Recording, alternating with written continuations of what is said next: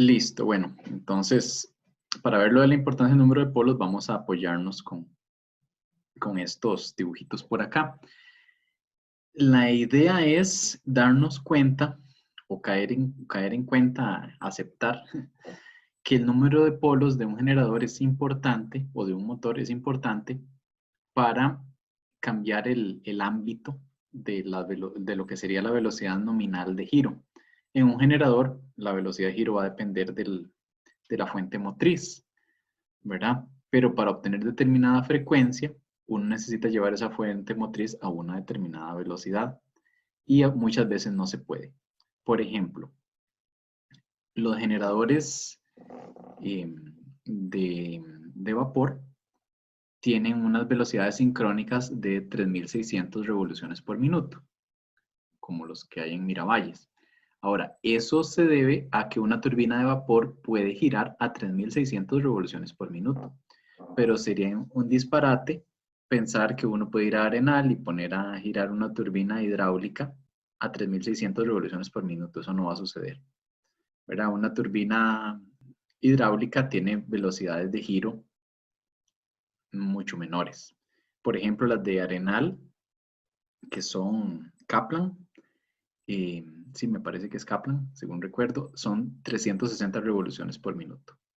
Entonces, no puede tener uno un generador de dos polos porque jamás llegaría a dar los 60 Hz, ¿verdad? Con la formulita de la velocidad sincrónica que vimos anteriormente.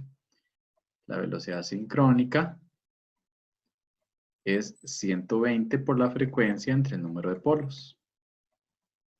Entonces, de igual forma, yo puedo encontrar la frecuencia según la velocidad y según la cantidad de polos. Según la frecuencia, según la cantidad de polos, puede encontrar uno la velocidad. Entonces, por ejemplo, en Arenal, si mi velocidad de giro son 360 revoluciones por minuto, para obtener 60 Hz, yo ocupo que sean 20 polos. Y los generadores de Arenal son generadores de 20 polos. En Angostura, por ejemplo, son generadores de 24 polos y la velocidad sincrónica es de 300 revoluciones por minuto. Y con eso se obtiene 60 Hz.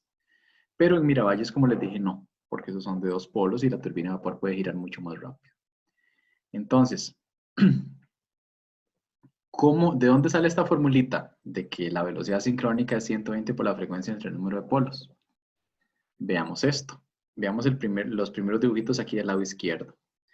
Eso es el esquema de lo que sería el rotor con ese huesito, con un norte y un sur, y dos polos. Esto sería para los dos polos de una fase. Puede ser, el generador puede ser trifásico, pero estos son los dos polos de una sola fase. Estoy olvidándome de dos de las tres fases y lo voy a analizar solo con una, que al final de cuentas es una forma fácil de trabajarlo. Es mucho más didáctico. Entonces pensemos en lo siguiente. Tal vez pensemos primero como motor. Y ya sabemos que el generador es lo mismo, nada más que la entrada es mecánica, la salida eléctrica. Y en el motor la entrada es eléctrica, la salida es mecánica. Entonces pensemos que esto es un motorcito y que yo le voy a dar alimentación eléctrica, ¿verdad? Entonces digamos que la electricidad, la corriente va por aquí, ¿verdad? Si la corriente va por aquí, entonces entra a esta bobina, voy a tener, por la regla de la mano derecha, voy a tener un sur de este lado. Vengo por ahí, la corriente ya viene por este lado de aquí, entra esta y por mano derecha voy a tener un norte de este lado. La corriente sale por aquí y ya dio todo el circuito. Entonces, ¿qué es lo que va a suceder? Este motor va a empezar a girar porque este norte es rechazado por este norte, este sur es rechazado por este sur. O sea que ese motor va a empezar a girar. Vamos a decir que empezó a girar en esta dirección, ¿verdad? Y ustedes saben que eso se debe al campo magnético giratorio, pero como solo tenemos una fase, pues voy a asumir que es en esa dirección el campo magnético giratorio. Ahora, pensemos, bueno, y eso es lo que hace que él empiece a girar. Ahora, después de que él empieza a girar, ¿verdad? Él va a alcanzar la velocidad sincrónica. eventualmente. Tal vez pudimos haber tenido la suerte de que estuvieran alineados desde el principio, pero igual nunca sucede porque el motor está detenido y el campo del estator está girando muy rápido. Entonces, digamos que él empieza a girar y un ratito después ya él logró engancharse. Entonces voy a dibujar el enganche. Digamos que ya le está girando y ya logró enganchar y ya tiene los polos alineados. El norte frente al sur, aquí, y el sur frente al norte. Ya se enganchó. Ya está en régimen permanente dando vuelta. ¿Ok? Entonces pensemos en la alimentación eléctrica. Resulta que la alimentación eléctrica es en corriente alterna. Esto es una fuente alterna. Eso lo que quiere decir es que yo voy a estar alternando entre semiciclos positivos y semiciclos negativos, ¿verdad? Entonces este es un semiciclo positivo y este es un semiciclo negativo. Cuando estoy en semiciclo positivo, todo sucede a como están las flechas verdes y los campos magnéticos verdes. Pero si estoy en el semiciclo negativo, todo cambió. En el semiciclo negativo voy en la otra dirección porque la corriente es alterna. ¿De acuerdo? Entonces en el semiciclo negativo voy para el otro lado.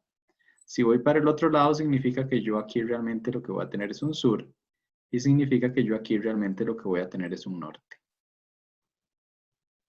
¿De acuerdo? Ahora, vean lo curioso que sucede acá. Como el huesito el rotor, el electroimán está enganchado con los polos con las polaridades del estator, entonces cuando estoy en semiciclo positivo, el huesito, el norte, está aquí enganchado con este. Pero, como la corriente es alterna, medio ciclo después, el sur ya no va a estar del lado izquierdo, sino que ahora el sur va a ser el sur azul del lado derecho. O sea que, medio ciclo después, este norte ya va a tener que estar del otro lado para poder estar a frente del sur azul. Y medio ciclo después, el norte va a tener que volver a girar y ubicarse del lado anterior. ¿Está bien? Entonces, veámoslo paso a paso. Mecánicamente, ese es el eje ahí en el centro. Mecánicamente, yo tuve que dar una vuelta, ¿verdad? El norte dio vuelta por debajo, se posicionó del lado derecho, dio vuelta por arriba, quedó otra vez del lado izquierdo. Di una revolución mecánica en el tanto que se dio un ciclo eléctrico. ¿De acuerdo? Porque pasé de positivo a negativo y ya luego lo que sigue por aquí, ¿verdad? Es el siguiente ciclo positivo, pero ya eso es ya más adelante, ¿verdad? Eso es, ¿verdad? Pero para pasar de positivo a negativo y luego a positivo, eléctricamente, tuve que en la parte mecánica dar un giro también, una revolución mecánica por cada revolución eléctrica. ¿Está bien? Entonces va de nuevo. Estaba con el sur en el semiciclo positivo en verde y el norte estaba frente a él. Luego, medio ciclo después, el sur está a la derecha y el norte tuvo que dar media vueltita para estar también a la derecha. Y medio ciclo después, completando ya un ciclo, el sur volvió a la izquierda, en color verde ahora, y el norte ya volvió a la izquierda, también enganchado. Entonces, una vuelta mecánica por un ciclo eléctrico. Ese es el motor de dos polos. Y ahí se cumple esta formulita. 120 por la frecuencia entre el número de polos, ¿verdad? Si 120 y son 60 Hz y entre dos polos, son 3600 revoluciones por minuto. ¿Por qué? Porque por cada ciclo eléctrico estoy dando una vuelta mecánica. O sea, voy uno a uno. Pero, veamos otro caso. Pensemos en el caso de cuatro polos, ¿verdad? Entonces, pongamos una fuente acá también. Estos son cuatro polos de una sola fase. Vamos a ver si lo alambro correctamente. Entonces, arranco con la corriente por aquí, ¿verdad? En el semiciclo positivo. Entonces, la corriente entra por acá. Por regla de la mano derecha, esto sería un norte. La corriente sale por el lado de arriba. La uno con esta. y entra por este lado, lo que significa que este polo sería un sur, por regla de la mano derecha. Después, o sea que va para aquí, la corriente, ¿verdad? Si entra por aquí, sale por ahí. Después, vengo, conecto este lado. Entonces la corriente va a ir bajando. Y por regla de la mano derecha, esto sería un norte. Y finalizo el ciclo de esta forma, ¿verdad? La corriente vendría por aquí. Y por regla de la mano derecha, esto de acá sería un sur. Entonces vean que tengo norte, sur, norte, sur. Eso es en el semiciclo positivo. Ahora, en el semiciclo negativo, todo cambia. En el semiciclo negativo, la corriente va en la otra dirección.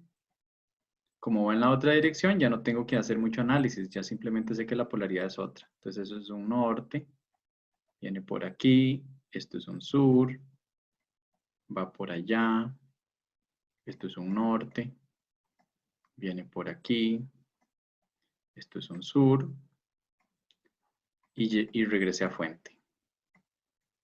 Y entonces vean que curiosamente, lo que me dice esto es que cada vez que yo tengo un ciclo, cambian las polaridades, que era lo que yo esperaba. Ahora, pensemos en el rotor. Pensemos en un rotor que va a estar ahí. Lo que pasa es que como ahora es de 4 polos, el rotorcito ya ahora es de 4 polos. Entonces vamos a pensar en el primer ciclo, que ya está enganchado, vamos a ponerle un sur aquí. Entonces, este sur va a ir siguiendo el norte. Al principio, este sur está viendo este norte aquí de color verde. Pero en el siguiente semiciclo, ahora el norte va a estar en azul al otro lado. O sea, que este señor de aquí tiene que girar un cuarto de ciclo, un cuarto de vuelta, para estar posicionado y ver a este. Un ratito después, bueno, un medio ciclo después, él va a girar y va a estar viendo a este norte. Y medio ciclo después, va a girar nuevamente y va a estar viendo a este norte, que ahora está en azul, y medio ciclo después va a estar en el punto inicial. Entonces, lo interesante con esto es que según podemos ver, para que este sur diera una vuelta mecánica completa, ocupó de 4 medios ciclos eléctricos, o sea, de 2 ciclos eléctricos. Aquí ya estamos más bien a 2 por 1, ocupo 2 ciclos eléctricos por cada ciclo mecánico. Y entonces, por eso, cuando yo tengo más polos, yo tengo velocidades más pequeñas, ¿verdad? Los polos están en el denominador. Este sería el caso. Para este motorcito ya de 4 polos, a una frecuencia de 60 Hz, la velocidad sincrónica sería de 1800 revoluciones por minuto. ¿Por qué? Porque por 3600 ciclos eléctricos, que serían 60 Hz y 60 segundos, 3600, obtendría apenas 1800 vueltas, porque daría la mitad de las vueltas que los ciclos eléctricos, mecánicamente hablando. Bueno, entonces esa es la razón por la cual cuando se tienen más polos, el motor gira más lento, o la turbina ocupa girar más lento para obtener la misma velocidad mecánica. Ahora, este huesito de aquí me falta dibujarle los otros polos, ¿verdad? Las otras polaridades. Para que se aprovechen todas, ella tiene que ser así. Para que trabajen simultáneamente las 4. Por supuesto que yo el ejemplo lo hice solo con una, porque resulta más simple, ¿verdad?